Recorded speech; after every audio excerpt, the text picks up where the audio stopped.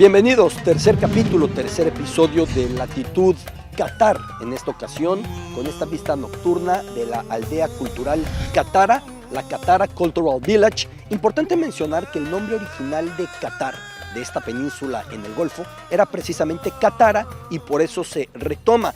Y aquí encontramos mucho de lo que es hoy esta nación, esta cultura. Por un lado, la religión, porque en este complejo se encuentra la maravillosa mezquita dorada, que ya se la presentaremos aquí en Latitud Qatar. Por otro lado también, el lujo, la riqueza, el glamour, al fondo de este punto, aquí a un costado de la aldea cultural Katara y de las mezquitas y el anfiteatro y todo lo que es la cultura catarí mostrado en este lugar. Aquí mismo se encuentran los célebres almacenes parisinos, Galerías Lafayette, su sucursal en Doha.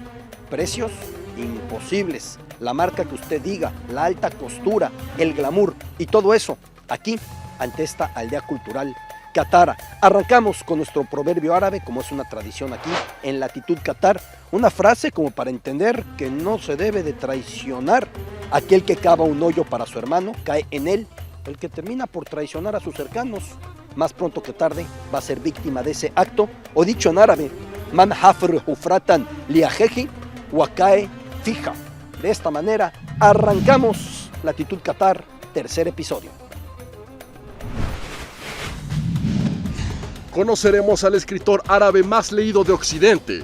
¿Quieres averiguar quién es?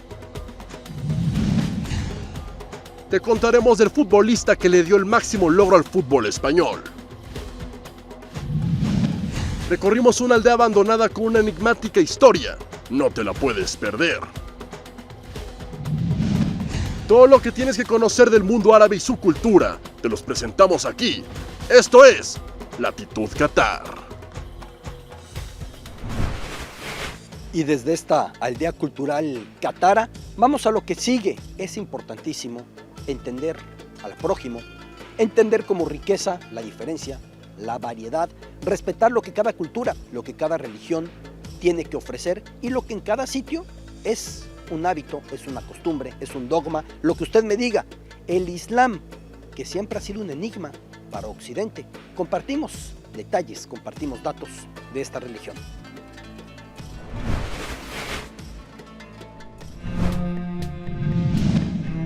La religión musulmana plantea 5 pilares a sus feligreses, 5 puntos que todo musulmán debe seguir. Primero, reivindicar esta fe bajo el precepto que clama que solamente hay un Dios y que su profeta ha sido Mahoma. Segundo pilar, las 5 oraciones diarias en el caso sunita, 3 en el chiita, aunque en el chiismo esas 3 concentran las 5 del sunismo. En ese caso, similar contenido pero reunido en 3 momentos del día. Las oraciones deben ser siempre en dirección hacia la Meca, en Arabia Saudita. Tercer pilar, la caridad o zakat, ayudar a los necesitados. Cuarto pilar, el ayuno durante el mes de Ramadán, no ingiriendo alimento ni bebida de la salida a la puesta del sol. Y el quinto pilar del Islam, al menos una vez en la vida del devoto musulmán, peregrinar a la Meca. Y en el camino por los grandes deportistas árabes de la historia, iniciamos con Hasib Abulmerka, seguimos con Hisham El Guerrouj, pero es momento para uno de mis favoritos. No triunfó corriendo, compitiendo para un país árabe, pero su origen estaba en Somalia. El gran Mo Farah, reconocido por la reina británica como Sir Mo Farah, el rey de los 5.000 y los 10.000 metros en Londres 2012 y en Río 2016.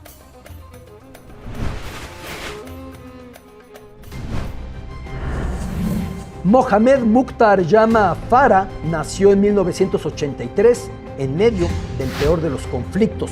Cuando tenía 2 años, su familia tuvo que huir, tuvo que escapar de la guerra en su natal Somalia para convertirse en refugiados en la vecina Djibouti. Ahí, al lado de su gemelo Hassan, Mo Farah comenzó a jugar fútbol soñando con que algún día sus remates serían en una cancha profesional europea. Sin embargo, la guerra amenazaba con rebasar la frontera, con saltar de Somalia a Djibouti. Así que a los 8 años, los Farah fueron reasentados en Inglaterra de nuevo como refugiados. Mo no hablaba inglés, era discriminado por su color de piel, no soportaba el helado clima y para colmo su gemelo Hassan se había quedado en Djibouti por estar enfermo y no poder tomar el viaje, y en ese instante se perdió de su familia. En el correr, ya instalado en la Gran Bretaña, Mo Farah iba a encontrar la terapia. Gracias al deporte, lograría adaptarse a tan distinto sitio. Ese niño, rechazado por los británicos por no hablar inglés, por lucir diferente, se iba a convertir en leyenda olímpica. Medalla de oro en los 5.000 metros y en los 10.000 metros, tanto en Londres 2012 como en Río de Janeiro 2016. No solamente eso, ese refugiado que tuvo que escapar 2 veces de la guerra para salvar la vida, primero de Somalia, luego de Djibouti, recibiría de la reina Isabel II el título honorario de Sir, aclamado por los británicos como Mo Farah, y lo mejor, que pudo reencontrarse con su gemelo Hassan después de muchos años, temiendo que Hassan hubiese muerto en el conflicto.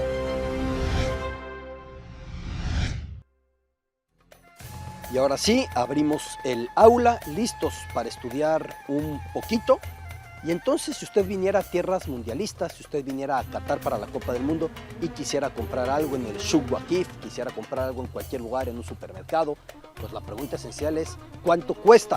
No le puedo dar clases de regateo porque aquí se regatea absolutamente todo, hasta la extenuación. Incluso el comprador al que se le regatea, pues ve como seña de respeto, de rutina, lo habitual, que exista ese jaloneo para arriba, para abajo el precio, lo escriben en la calculadora, no hay acuerdo, se va, ponen cara de molestos. Pero ¿cómo comprar? ¿Cómo preguntar cuánto cuesta algo? Veamos en Aprendiendo Árabe.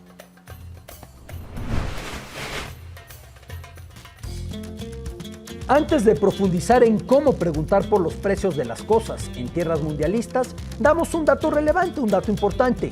$1 equivale a 3.65 riales cataríes, la moneda local de Qatar. En 2017, durante el bloqueo de sus vecinos encabezado por Arabia Saudita, el tipo de cambio llegó a 3.76, aunque suele ser muy estable. Dicho eso, ahora sí, a estudiar árabe. Para preguntar por el precio de algo, yo recomiendo 2 frases, 2 fórmulas. Bikam al-Kalam. Bikam al-Kalam funciona perfecto. Puede traducirse como ¿por cuánto vendes tal? ¿Por cuánto vendes esto? También funciona Kam Thamam Hada. ¿Cuál es el precio de esto? Kam Thamam Hada. Yeshtari es comprar. Ana yeshtario, ana eshturi significa yo compro. Ya si quieren simplificar mucho, Kam es cuánto, digan Kam, o sea cuánto, y señalen el artículo que les interesa. Lo que no les puedo enseñar, por mucho que les enseñe árabe, es cómo regatear. Dirán ustedes que en Qatar es imprescindible. Todo local del Souk Waqif, todo recinto comercial de Qatar, como del común del mundo árabe, incluso el mundo mediterráneo, tiene por rutina inflar los precios y entrar en un largo y desgastante debate hasta llegar al precio aceptado por las 2 partes. Hacemos una pausa, continuamos en la Qatar Cultural Village desde Doha, de esta manera, iluminada por la noche.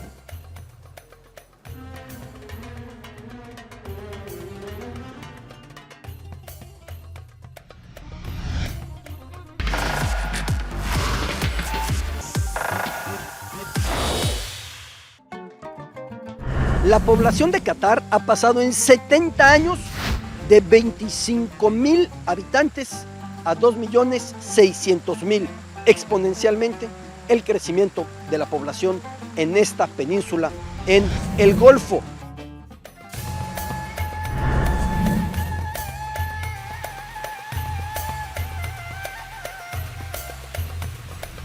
Y en esta península apuntamos hacia Soweto, hacia Johannesburgo, hacia Sudáfrica, hacia el Mundial 2010. Es momento de repasar a los grandes de la historia, uno muy cercano en el tiempo, Andrés Iniesta.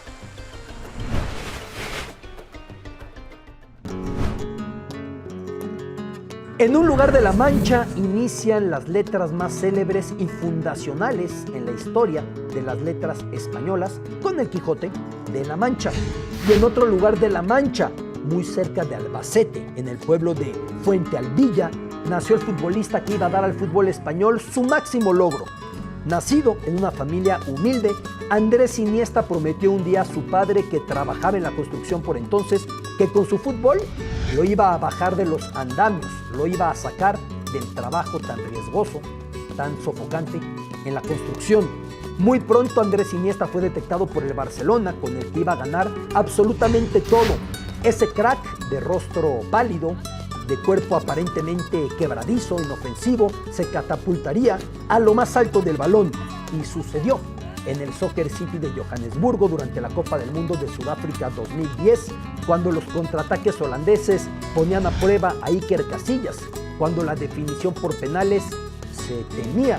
Y entonces un remate cruzado del gran Andrés Iniesta, que valió para España su primera corona.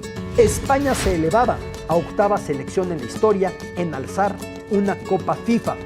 Técnico capaz de conducir sin perder el balón entre multitud de rivales, como humilde también y de espíritu sumamente trabajador, Andrés Iniesta, desde ese lugar de la Mancha hasta la cima, es el Quijote del fútbol español, solo que dejando claro, a diferencia del caballero de la triste estampa, las gestas del menudito Andrés no eran ilusiones, sino la más hermosa y gloriosa realidad. El Molino con Andrés Iniesta sí era un gigante en forma de la Copa del Mundo. Y por supuesto ya es momento de comer o de cenar, en este caso, ante la maravillosa Qatar. Momento de gastronomía árabe.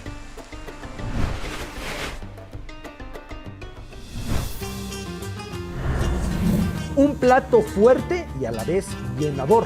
El Guji en su versión catarí, aunque también es posible encontrarlo con otros nombres y variaciones en más puntos del Golfo y al sur, hacia el Océano Índico. ¿Qué es el Guji que hoy presentamos? Son piernas de cordero recostadas sobre una cama de arroz con chícharo y nuez.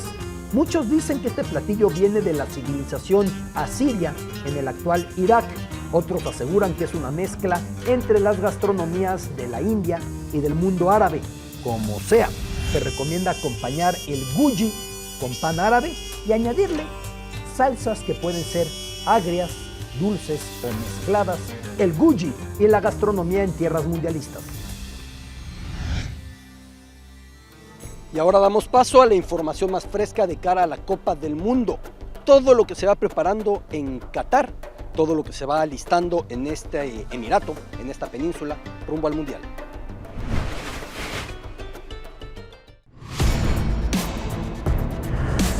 Con la expectativa hacia lo que será la primera Copa del Mundo en el Medio Oriente, Qatar se enfrenta a un contratiempo severo: el alojamiento para los aficionados que se darán cita para disfrutar de fútbol. Con un estimado de alrededor de 1.5 millones de fanáticos, el responsable de hospedaje del comité organizador, Omar Al-Jaber, mencionó que aún no están completos, con aproximadamente un 15% de las obras aún por terminar, siendo este uno de los principales problemas que aqueja a los coordinadores de este evento. We will be under pressure until the first match is started. This is normal, and this is the heat of this tournament. It is normal, and we are ready for that. Con el ideal de llegar a 140,000 habitaciones, Qatar también ofrecerá departamentos, villas en el desierto, campings y cruceros como hoteles flotantes para poder ser un anfitrión que esté a la altura del suceso que se vivirá en sus tierras. Los países con más reservas hasta junio de este año han sido Estados Unidos, México, Inglaterra y Argentina, con costos que van desde los 1,500 hasta más de 30,000 pesos mexicanos por noche. So if we are talking about top 5 from the room bookings, globally we have US number 1, Mexico, then UK, then Argentina and India. Se estima que para principios de septiembre todo quede resuelto para que los organizadores puedan alojar a los fanáticos que arriben, destacando que Qatar estará cerrado para visitantes que no cuenten con entradas para acceder a los estadios.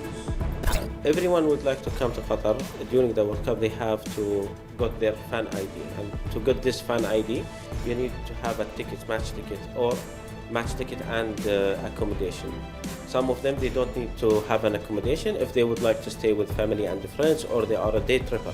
El tiempo dará el veredicto final a las obras para la comodidad de la inmensa cantidad de aficionados que llegarán a disfrutar de los 64 partidos de este campeonato.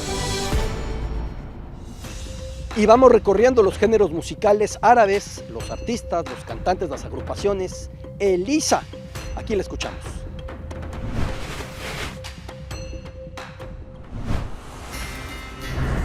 Con más de 30 millones de discos vendidos, Elisa no es solo una de las mujeres libanesas de mayor riqueza y con mayor seguimiento y repercusión en redes sociales.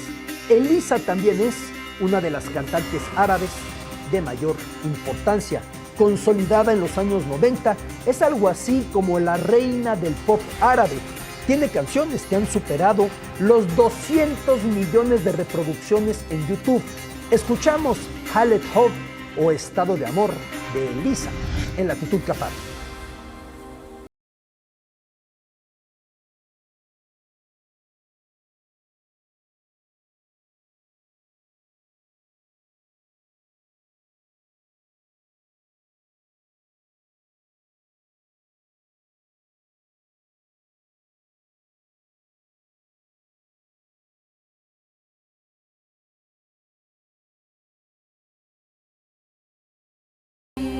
Desde la aldea cultural Katara, desde la Katara Cultural Village, en la capital catarí Doha, una pausa, continuamos nuestro recorrido, nuestro viaje por el Golfo, por Qatar, por el mundo árabe, por el Islam, por el deporte, por la Copa del Mundo, por todo lo que va a suceder aquí a fines de este 2022. La Copa del Mundo Qatar 2022, Latitud Qatar en Fox Sports.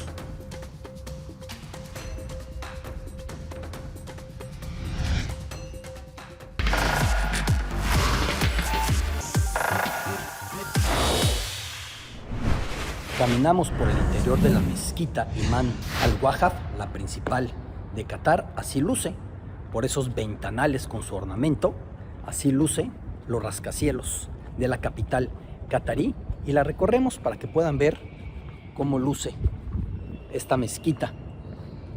Esta es la explanada principal. Ahí tenemos el minarete. Desde ese punto, el almuédano da el llamado para las oraciones. 5 oraciones diarias, disculpen si me repito, pero es importante precisarlo.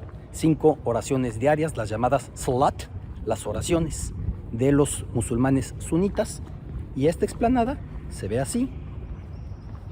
Es un cuadrado perfecto con sus entradas y el cuadrado desemboca en este punto, que es justamente donde se encuentra el recinto en el que se dan las oraciones, donde se encuentra el lugar en el que se reúnen los devotos a cada oración.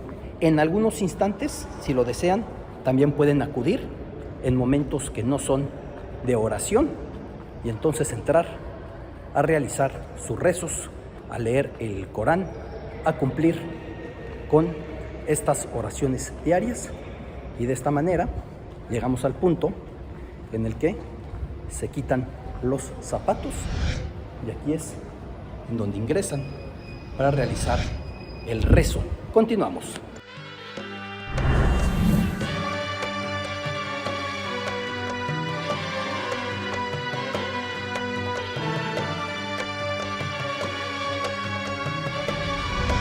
Continuamos en Latitud Qatar desde esta Katara Cultural Village, desde la aldea cultural Katara, un punto neurálgico para la tradición, para la religión, para la cultura local aquí en Qatar, en las afueras de la capital Doha. Y continuamos con la selección alemana y otra manera de ver la historia de una de las mayores potencias que tiene el fútbol, la Mannschaft.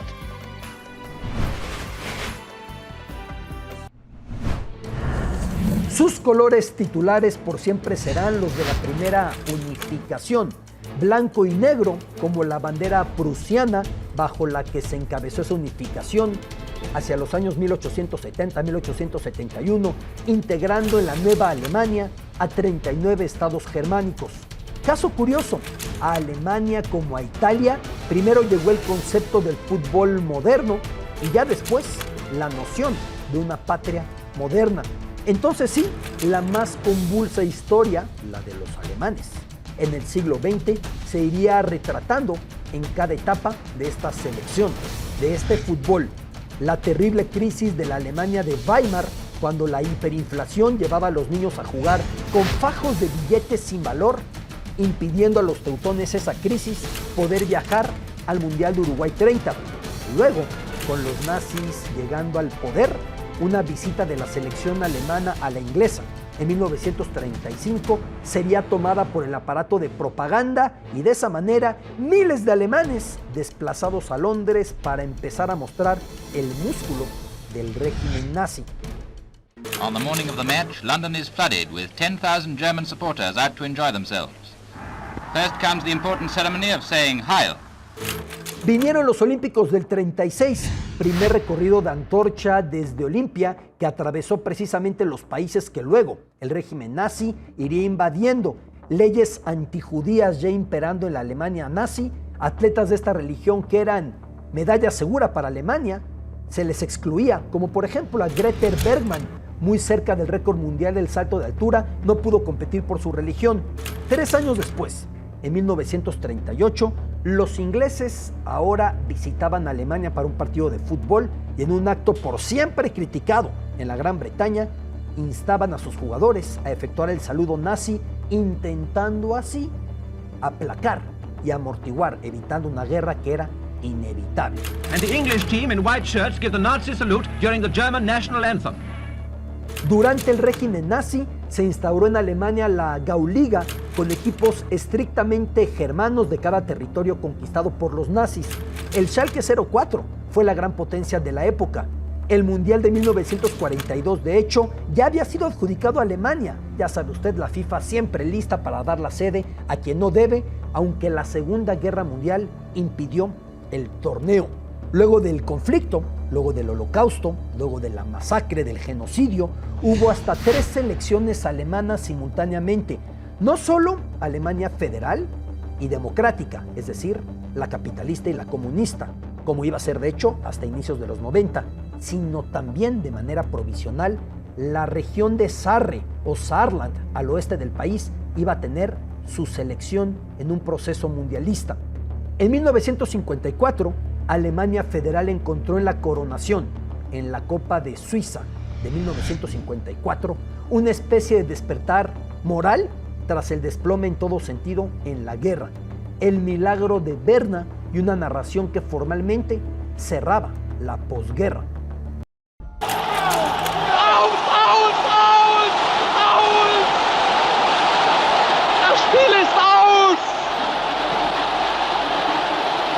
Deutschland ist Weltmeister. Se coronaron ahí y para 1974 hubo un choque entre las dos Alemanias en un cóctel de todo lo que era germano en ese momento. La Alemania Federal, dirigida por Helmut Schön, que además era la anfitriona de ese torneo, y Helmut Schön, que había nacido en la Alemania Democrática y que para completar el cuadro había saltado a la fama entrenando a la selección de Saarland, que para ese momento ya pertenecía a la Alemania Occidental. El escritor Günter Grass, luego Premio Nobel de Literatura, diría: 1-0 a favor de Alemania. ¿De qué Alemania? ¿De la mía o de la mía? Y así llegamos al Mundial de Italia 90, ya con el muro de Berlín caído, pero aún sin integración política. La franja tricolor en el pecho iba a ser el símbolo de la nueva Alemania a semanas de nacer. Ya en pleno Brasil 2014 y solamente con un jugador, nacido en la extinta RDA, la Alemania comunista, Toni Kroos, Alemania iba a conquistar su primer título de manera ya reunificada. En tan larga y convulsa historia, la estabilidad en esa Mannschaft. Apenas 11 seleccionadores nacionales en casi un siglo de historia. De 11 seleccionadores en toda su historia ha tenido Alemania. Es una cifra mínima. Algunos países los pueden tener en un par de ciclos mundialistas en 8 años. 11 entrenadores en toda la historia de la Mannschaft. Seguimos con los personajes históricos de Qatar. El emir de la independencia, el emir de la consolidación de este país como tal. Vamos a ver su historia.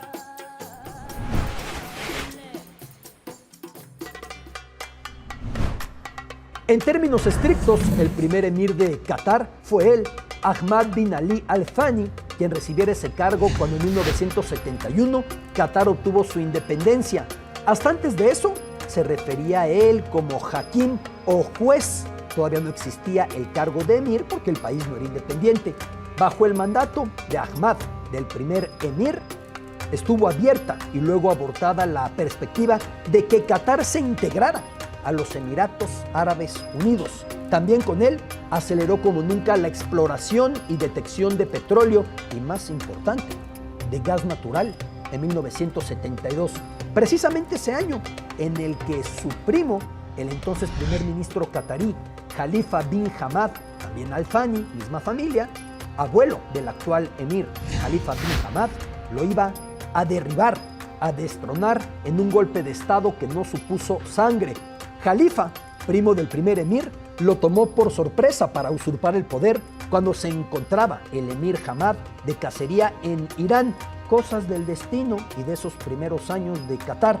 El mismo emir Khalifa que 23 años después iba a ser derribado, depuesto por su propio hijo. En cuanto a Ahmad bin Ali, ese emir de la independencia, pasaría el resto de su vida en Dubái, justo el estado con el que hiciera la alianza que estuvo cerca de terminar con Qatar, integrado a Emiratos Árabes Unidos.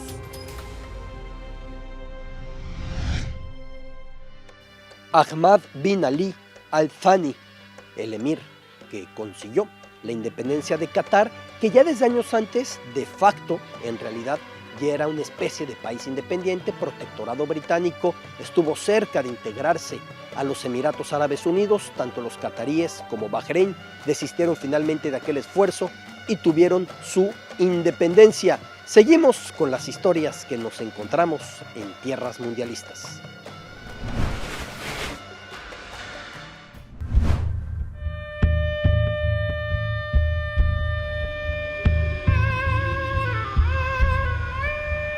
Entre la monotonía del desierto en la esquina noreste de Qatar, paisajes reincidentes y a la vez delirantes, eternos kilómetros idénticos a los anteriores, y ahí unas ruinas nos sorprenden. Aquí, entre estas murallas derruidas, bajo los restos de esta mezquita, dentro de lo que queda de estas casas, hubo una localidad. Su nombre fue Al-Jumail, traducible como la ciudad hermosa. Sin proponérselo, un recinto que nos expone de golpe a cómo fue Qatar todavía en las primeras décadas del siglo XX, antes de descubrir la generosidad de su subsuelo. Aldeas de beduinos que subsistían como podían, seminómadas, pasaban los meses calientes aquí, en Al-Jumail, frente a la costa, y los meses templados, desierto adentro. Tanto buscaron los antepasados de los cataríes en estas corrientes de maravilloso color del Golfo Pérsico. Las perlas, tanto las buscaron, por ejemplo, aquí donde me encuentro, en una vieja aldea pesquera, sin saber que en este lugar, desde aquí hasta la frontera, llegando al otro lado del horizonte, donde se encuentra Irán, se ubica el mayor de los yacimientos de gas del planeta. 9.700 kilómetros cuadrados de este yacimiento, casi la extensión territorial total de Qatar, que son 11.500 kilómetros cuadrados. De ese yacimiento, el 60% pertenece a los cataríes, es el llamado Campo Norte, y este lugar tiene toda la riqueza, pero sus antepasados buscaban perlas y por eso establecieron sus aldeas pesqueras. Aquí quedan las ruinas de Al-Jumail, una aldea hoy abandonada, aldea fantasma.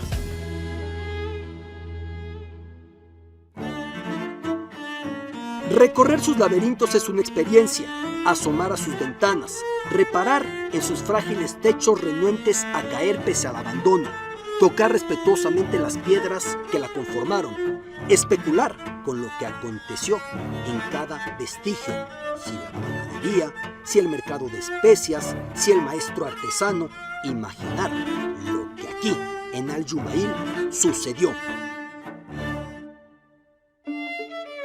Las humildes embarcaciones temerosas zarpando en búsqueda de perlas y volviendo ya satisfechas, ya desilusionadas.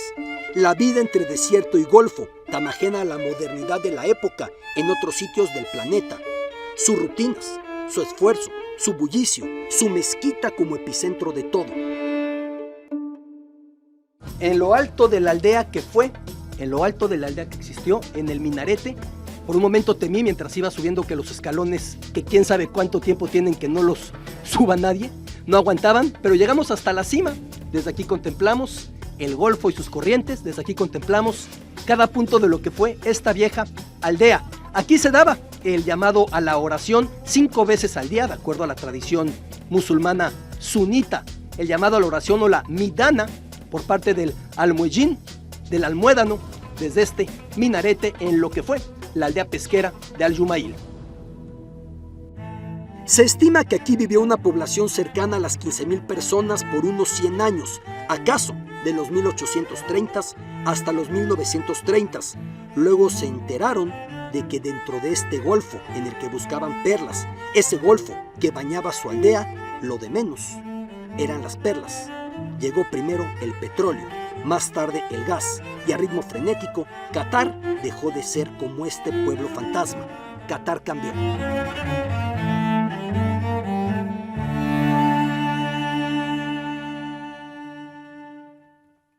Y es el punto cinematográfico aquí en Latitud Qatar. Un peliculón salió a la pantalla grande unos 7 años atrás. Fev, la supervivencia del lobo, un cineasta británico jordano.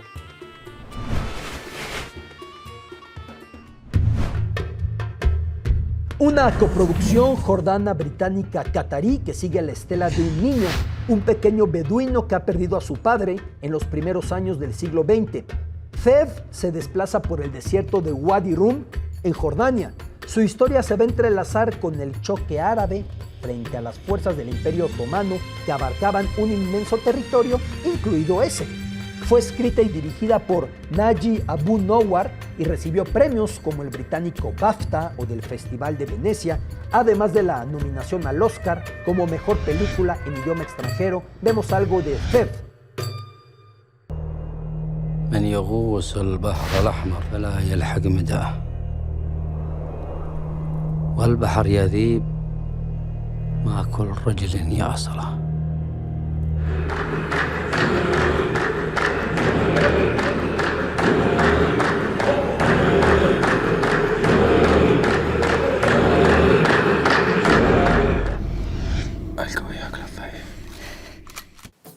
Los consejos, la orientación, la mentoría del embajador de Qatar en México para aquellos que planean venir al Mundial y para aquellos que no, pero que tienen interés por comprender cómo en un sitio con una cultura diferente la gente debe comportarse y qué regulaciones seguir.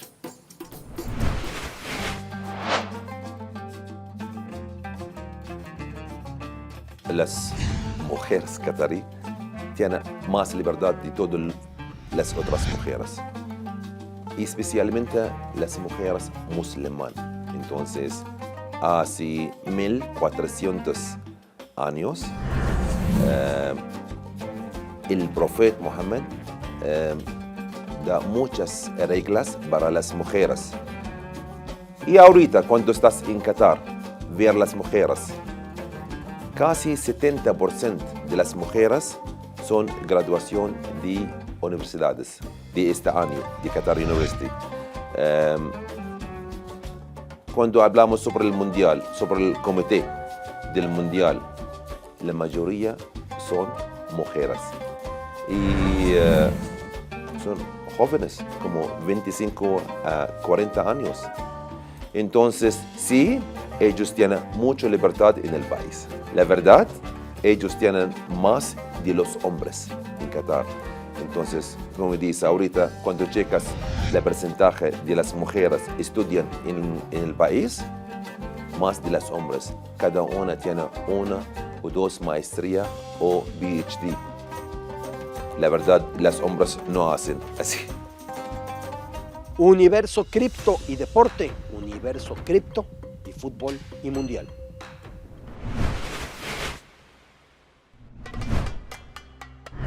Numerosos equipos han ingresado ya a la dinámica de los fan tokens, moneda basada en blockchain, justo la que opera las criptomonedas. Por ello, muchos les han llamado el Bitcoin del fútbol.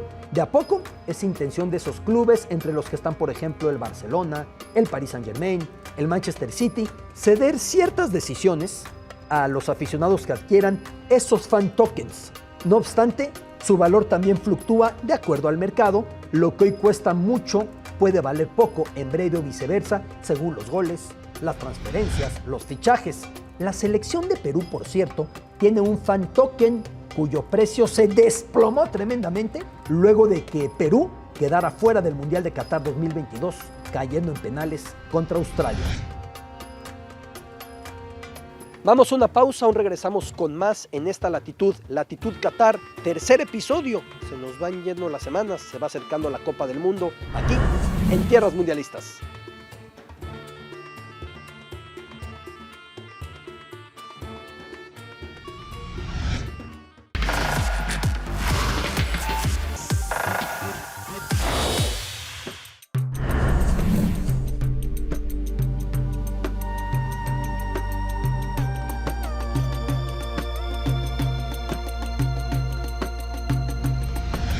Continuamos en Latitud Qatar, continuamos en la aldea cultural Qatara y lo hacemos ante el anfiteatro que suele recibir los eventos de carácter cultural más importantes aquí en el Emirato de Qatar. Un anfiteatro rodeado por mezquitas, rodeado por establecimientos que buscan reflejar lo que es Qatar y su cultura. Seguimos con la historia de las Copas del Mundo. Es momento de repasar una que fue demasiado tensa. Francia, 1938. Con el absolutismo, con el fascismo, con el nazismo, cerca de llevar a Europa a la peor de sus tragedias.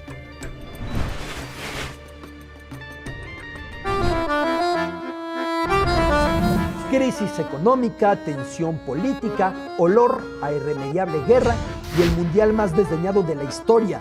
No menos de 15 selecciones abandonaron su proceso eliminatorio para Francia 38. Basta con decir que 4 equipos calificaron sin requerir jugar. Cuba, ante el abandono de todo lo que es hoy CONCACAF, incluido México. Brasil, ante el abandono argentino. Indias Orientales Holandesas, lo que es hoy Indonesia, ante el abandono de Japón. Y el caso más curioso del proceso, Rumania, ante el abandono de Egipto. Precisamente el país del Nilo acababa de dejar de ser un protectorado británico y como el común de África seguía colonizada, se eliminó con Europa. Por ello, las estructuras futbolísticas de Egipto lucían sólidas, la influencia británica, e incluso su principal equipo, lo que es el actual Zamalek, portaría el nombre de muy pintoresco rey Farouk. No sé si recuerden aquella frase de Farouk. En el futuro solo quedarán 5 reyes, los 4 de la Baraja y el de Inglaterra. Sin embargo, una vez que los egipcios descubrieron que su cotejo clasificatorio frente a la selección de Rumania iba a coincidir con el mes sagrado del Ramadán, cancelaron su participación. Una problemática que, por cierto, ha vuelto cuando la Copa del Mundo coincide con Ramadán, ya hemos dicho antes, cuando los musulmanes no pueden ingerir alimento desde la salida hasta la puesta del sol. Sucedió en México 86, volvió a suceder en Brasil 2014, esa coincidencia, futbolistas extenuados, ya en cuanto anochecía, podían hidratarse. Más allá de la religión que orilló a Egipto fuera de ese mundial, la política fue la que orilló a Austria, anexada por la Alemania nazi, a 3 meses de inaugurarse un torneo en el que el favorito al título era precisamente Austria. Le llamaban el Wunderteam o equipo maravilla. Solo entrar Hitler a Viena, solo darse la anexión, la Anschluss, se fijó un duelo amistoso entre Alemania y Austria denominado Partido de la Reconciliación. En él se exigió a los dos bandos, al alemán, al austriaco, a que empataran para proyectar esa unión, algo que los jugadores austriacos, encabezados por su máxima figura, Matthias Sindelar, el Mozart del fútbol, no aceptaron.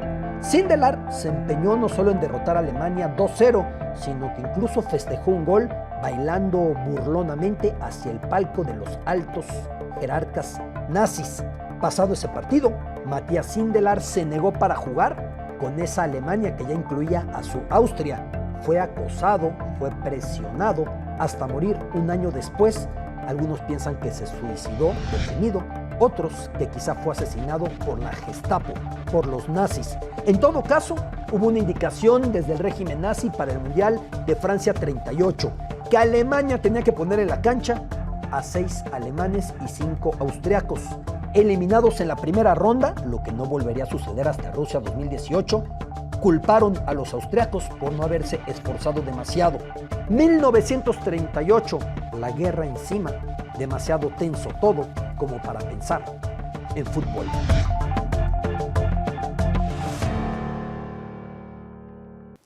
Y de la historia mundialista es momento de pasar a las maravillosas letras árabes. ¿Acaso el escritor árabe más leído en el mundo? ¿Acaso el escritor árabe más repetido en Occidente? Gibran Jalil Gibran, el gran poeta. Vamos a ver algo sobre su historia, sobre su obra.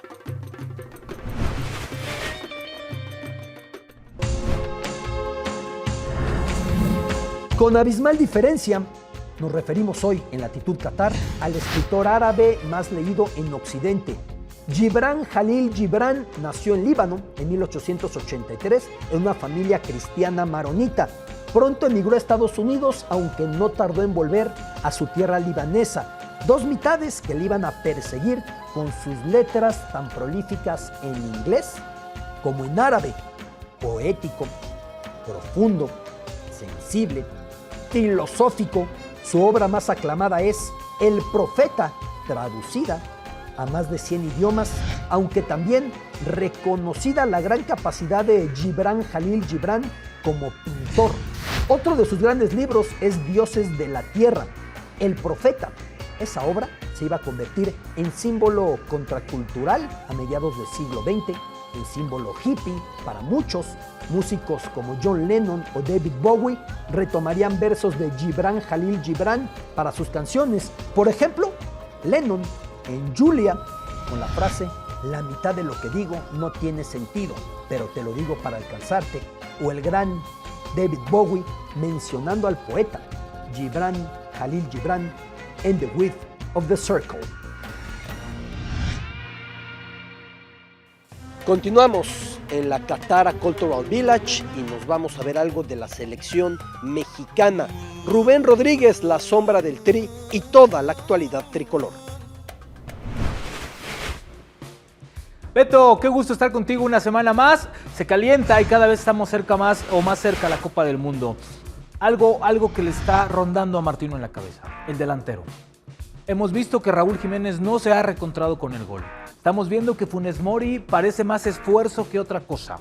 Javier Hernández presiona, pero descartémoslo, no hay posibilidad alguna. A mí me llama poderosamente la atención lo que está haciendo Santiago Jiménez. Creo que es un tipo que en este momento está mucho mejor que los 5 que tienen en el radar. Y que hoy si Henry Martín no apresura a estos 4 meses que le restan de campaña para la Copa del Mundo, digámoslo así, estaría prácticamente fuera. El Tata Martino va a llamar para los siguientes partidos a Rogelio Funes Mori. Lo quiere ver, lo quiere probar, pero hay algo que le llama la atención y es el momento que está viviendo Santiago Jiménez.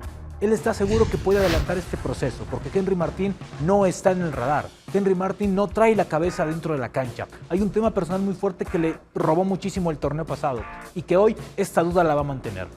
Hoy se la va a jugar con 1 y 2. Raúl Jiménez, que es el delantero del proceso, y Rogelio Funes Mori, que es el que le puede salvar las papas a Martino. El tema es que ninguno trae gol, que los dos están luchando por encontrarse, se les ve nerviosos, ansiosos, y esa parte a la delantero le hace mucho daño. A mí me parece que hoy el tema es que Santiago Jiménez asuma la responsabilidad de que tal vez tenga una posibilidad mínima de meterse a la Copa del Mundo y de ahí colgarse. Hoy, Beto, si tú me dices cuáles son los 3 delanteros que va a llevar México, así tengan o no tengan gol, es Raúl Jiménez, Rogelio Funes Mori y creo que Santiago Jiménez. Y tal vez por ahí un cuarto podría ser un jovencito, que no sabemos, pero yo a Henry Martín lo veo sacando las cosas de la maleta. Un abrazo, Beto. Una Copa del Mundo Qatar 2022 que ha estado permanentemente bajo escrutinio, bajo crítica, siendo vigilados muchos puntos de lo que Qatar plantea y de lo que es Qatar como sede mundialista. Por ello pasamos a analizar, a comentar una de las controversias de esta edición del Mundial.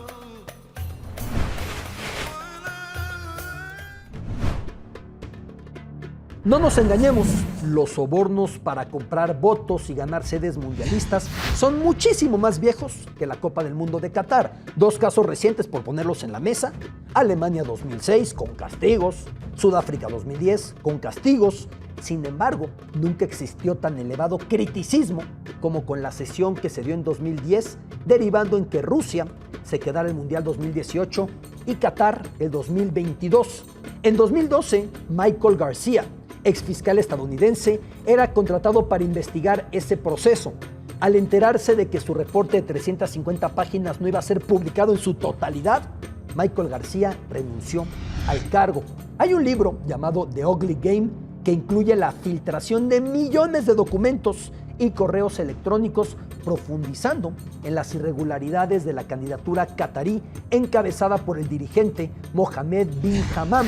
Según esta investigación, Nicolás Leos de Paraguay cedió su voto ante una de las mayores inversiones extranjeras en la historia de su país, un enorme gaseoducto, cortesía de Qatar, o el voto del delegado tailandés cedería a cambio de gas vendido por Qatar muy por debajo del precio mundial. O Michel Platini, y eso está confirmado, que se reunió en presencia de Nicolás Sarkozy, por entonces presidente de Francia, y el príncipe heredero, que ahora es emir de Qatar. En ese instante, en esa reunión en el Eliseo en París, el Emirato, Qatar, decidió comprar el Paris Saint-Germain y adquirir los derechos de transmisión de la Liga Francesa, además de que el hijo de Michel Platini, Laurent, recibiría un alto cargo trabajando en una empresa del emir de Qatar. Joseph Blatter llegó a tener en las manos la idea de quitar la sede a Qatar, aunque si alguien conocía su ropa sucia, su pasado sucio, era el propio bin Hammam, alguna vez su benefactor, colaborador con Blatter, su vicepresidente, le prestaba su avión, así que cuando supo lo que de él se sabía en Qatar, desistió. Nada nuevo este tipo de escándalo. Desafortunadamente, la compra de sedes lleva mucho tiempo, aunque se plantea. Nunca con el volumen de gasto, nunca con el volumen de geopolítica de lo que representó para Qatar quedarse la Copa del Mundo 2022.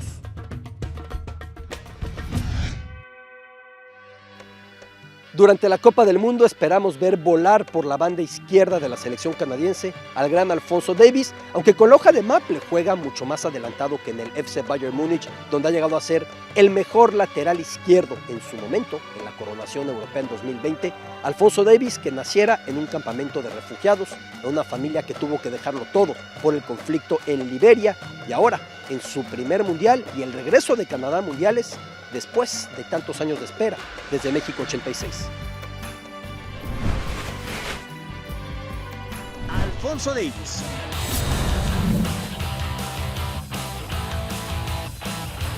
Joven figura del Bayern Múnich, estrella de la selección canadiense y streamer. Todo un referente para la generación Z. El defensa del Bayern tuvo de dónde escoger para su carrera internacional. De padres liberianos que huyeron por la Segunda Guerra Civil y nacido en Ghana, Davies pudo optar a esos equipos, pero se decidió por Canadá, país al que llegó cuando cumplió 5 años. En cuanto al fútbol, Davies destaca por su velocidad. Su medida máxima supera los 35 kilómetros por hora y por ello, Thomas Müller, su compañero del Bayern, lo apodó Correcaminos, igual que la caricatura. Tan solo tiene 21 años y ya cuenta con algunos récords en su haber. En la final de Champions de Lisboa en 2020 se convirtió en el primer seleccionado canadiense que llega a una final y además la gana, sin tomar en cuenta que después de 36 años, junto a una generación dorada, devolvieron al país de la hoja de Maple a la Copa del Mundo. Hablando de Qatar, justo el día que Canadá consiguió su boleto al Mundial, Davies no pudo jugar por una lesión, pero siguió el partido en Twitch, donde rompió en llanto.